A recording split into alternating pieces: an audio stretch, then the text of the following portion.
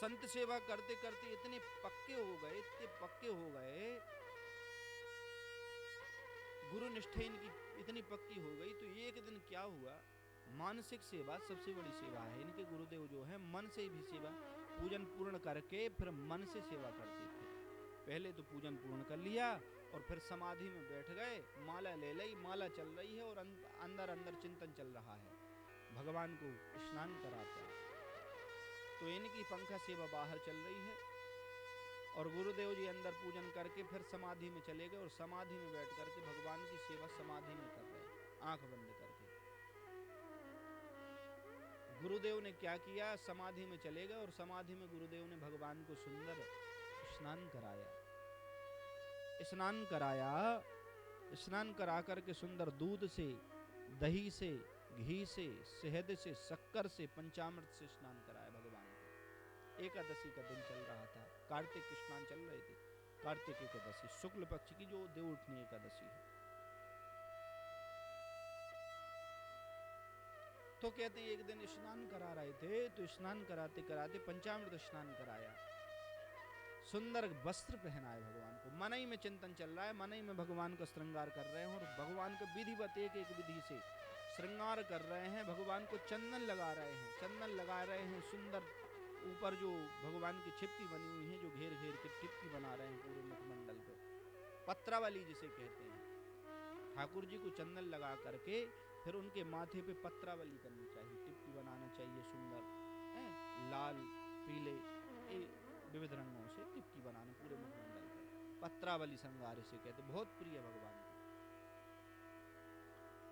अपने ठाकुर जी की रोज पत्रावली होती है, रोज जो है चंदन लगाने के बाद यहाँ से यहाँ तक, और आज तो पूरे घूरे हैं और गाल पे सुंदर दो टिप्पी, फिर उनके घेरऊ हैं, ये जैसे पत्रावली है, बहुत प्रिय भगवान को, पत्रावली सेवा भगवान को बहुत प्रिय।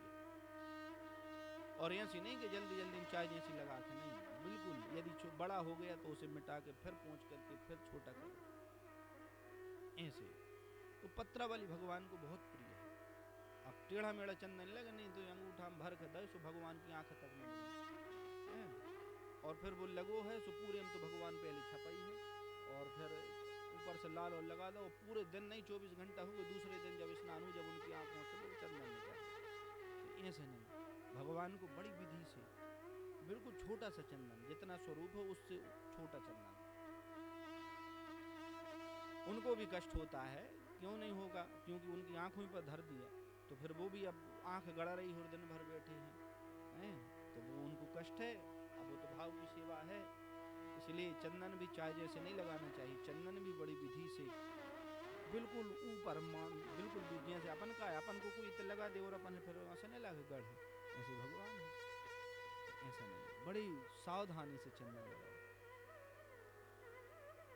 तो सुंदर चंदन लगाया, पत्रावली की फिर अक्षत लगा, चढ़ाया, चावल चढ़ा करके गुरुदेव जो है, यह सब दृश्य आंख बंद, यहाँ पंखा झल रहा है और नाभा जी को दिख रहा है कि गुरु जी मानसिक सेवा में अब भगवान की पत्रावली कर रही है, मुकुट पहना दी, अब भगवान को माला पहना रहे, और माला भी ऐसी 5 प्रकार के फूलों से बना करके, और पुष्पमाला भगवान को जैसे ही गुरुदेव चढ़ाने वाले थे समाधि में, तो कहते हैं इनका एक शिष्य था, अग्रदास जी का एक शिष्य था, गुरु भक्त था, तो कहते हैं उसकी नाव, वह समुद्र में कहीं, समुद्र से में कहीं जा रहा था, तो समुद्र में कहीं जा रहा था, तो बीच समुद्र में भयंकर तूफान आया, और जब तूफान आया तो वो समुद्र ऐसे साए करके आए, तो वो नाव सीधी उठ जावे और फिर धर जावे, फिर उठ जावे, फिर धर जावे, और पूरे में पानी पानी पानी पानी, समुद्र तो समुद्र, फिर भयंकर उफान। तो कहते हैं उस भंवर में उसकी नाव फंस गई, कौन की, अग्रदास जी जो गुरुदेव थे उनके एक शिष्य की। तो जैसे ही उसकी नाव फंसी तो उसने वहीं से चिल्लाया, हे गुरुदेव मेरी रक्षा करो, हे गुरुदेव मेरी रक्षा करो, मेरी नाव फंस गई है जल में, अब मैं मरने वाला हूं, हे मेरे गुरुदेव मेरी रक्षा करो।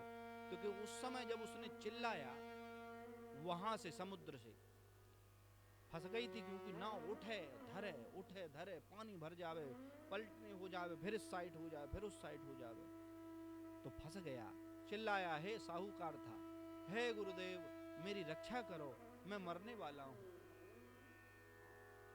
उसने वहां से चिल्लाया और यहाँ गुरुदेव समाधि में बैठे थे और गुरुदेव समाधि में पुष्पों की माला ठाकुर जी को पहनाने वाले थे। और जैसे ही उनने अंतरात्मा से उन्हें याद आ, उन्हें सर्व सुनाई दिया मेरा भक्त चिल्ला रहा है, तो उनका ध्यान भगवान से हट करके भक्ति की ओर चला गया। अब गुरुदेव जी विडंबना में फंस गए, मेरा भक्त वहां चिल्ला रहा है और यहाँ मेरी ठाकुर सेवा चल रही है, मन से भगवान को माला पहनाना है और मेरा भक्त चिल्ला रहा है, क्या करूं? वो बीच में फंस गए। अब वो माला भी ना पहना पाए, यहाँ भगवान दिख रहा है, वहां शिष्य गुरुदेव शिष्य दिख रहा है। अब गुरु तो ऐसा है कि गुरु तो जो है शिष्य को भगवान तक पहुंचा दे, इसलिए कहते हैं गुरु गोविंदो खड़े काके लागू पाऊं, बलिहारी गुरु आपसे गोविंदियो मिला। तो भगवान ने कहा, गुरुदेव ने कहा कि माला तो मैं पहनाई दूंगा, इस शिष्य की रक्षा कैसे करूं? शिष्य की रक्षा कैसे करूं?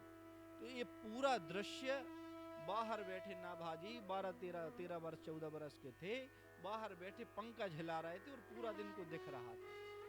अब जे नाभाजी बाहर देखे, अब अंधे तो थे ही, और आंख बंद करके अब ये देख रहे हैं कि गुरुदेव के हाथ में माला है और ठाकुर जी सिर झुकाए हैं कि माला पहनाओ, और ठाकुर जी के गले में होने लगा दर्द। अब वो ठाकुर जी कह रहे पहनाने नहीं वाले थे, तो ऐसे करे। अब ठाकुर जी सिर झुकाए हैं और गुरुदेव जी माला लाए और वहां भक्त चिल्ला रहा है कि गुरुदेव मेरी रक्षा करो। अब गुरु जी संकट में है कि मैं क्या करूं, यहाँ ठाकुर जी को भी कष्ट हो रहा है और वहां मेरा भक्त भी कष्ट में है। ठाकुर जी का सिर झुका है क्योंकि वो तो माला पहना ही रहती ठाकुर जी। अब क्या करें? तो कहते हैं इन्हें पंखा झिलाते झिलाते झिलाते इस पंखा को ऐसे झिलाया और ऐसे करके बहुत जोर से खींचा, तो पंखा जो भगवान की तरफ था और गुरुदेव की तरफ था, वो जब ज्यादा खींचा तो वो घूम गया ऐसा, और पंखा घूम गया तो उन्होंने जल्दी जल्दी ऐसे पंखे को झुलाया, बहुत जल्दी जल्दी पंखे को झुलाया, रस्सी को घुमाया। कौन ने? नाभाजी ने, बाहर चौखट पे बैठे बैठे। अब जो पंखा को जल्दी जल्दी ऐसे झुलाए, तो कहते हैं इस पंखा में इतना वेग बना कि वहां इस पंखे की वायु समुद्र में पहुंची, और समुद्र में वो जो भयंकर जो बवंडर चल रहा था उसकी हवा का रुख बदल गया, और समुद्र में जो वो उत्थान चल रहा था, आंधी आई थी, वो चली गई, शांत हो गई। यहाँ भक्त ने पंखा को झिलाया और वहां समुद्र स्थायी हो गया। ये है आध्यात्मिक शक्ति का प्रभाव, ये है गुरु भक्ति का प्रभाव, ये है भगवान की सेवा का प्रभाव, ये है गुरु सेवा का प्रभाव कि यहाँ पंखा झिलाया, वहां बवंडर शांत हो गया। कुछ देर बाद इनने खूब जोर जोर से झिलाया, तो वहां जो है जो भयंकर तूफान चल रहा है तो वो शांत हुआ। जब लहरें रुक गईं और समुद्र समतल हो गया, तो वह साहूकार वहां से चिल्लाए, हे गुरुदेव आपने मेरी रक्षा कर ली, आपको कोटि कोटि प्रणाम है, मैं शीघ्र आपके दर्शन के लिए आता हूं। तो वहां जब बवंडर शांत हुआ, तो यहाँ बाहर बैठे नाभाजी ने चिल्लाया, हे गुरुदेव। वहां समुद्र शांत हो गया है, आप भगवान को कष्ट हो रहा है, आप भगवान सिर झुकाएं, आप उनको माला पहनाओ। ये बात जैसे इनने कही बाहर से, तो इनकी समाधि ऐसी हिल गए और तुरंत भगवान को समाधि में माला पहनाई और पूजा करके आंख खोलेंगे। आंख खोल के इनने देखा कि मैं तो समाधि में बैठा भगवान की सेवा कर रहा था, तो इस बालक को बाहर बैठे बैठे एक कैसे पता चल गया कि मैं समाधि में भगवान की सेवा कर रहा हूँ। मेरे भक्त पे संकट आया है और वो संकट टल गया है, और भगवान को मैं माला पहनाने वाला था तो भगवान को कष्ट हो रहा था, मैंने जल्दी से माला पहना दो। यह इसने क्यों कहा, इसको पता कैसे चला?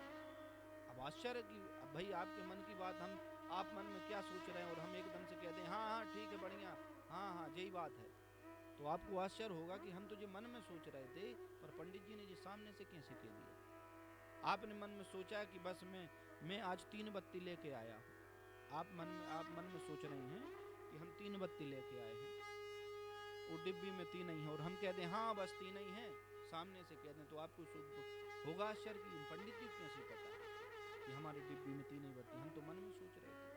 ऐसे ही गुरुदेव को आश्चर्य हुआ कि मैं जो मन में कर रहा था सेवा, इसको कैसे पता चला। तुरंत बाहर आए, नाभादास तुमको ये कैसे पता चला।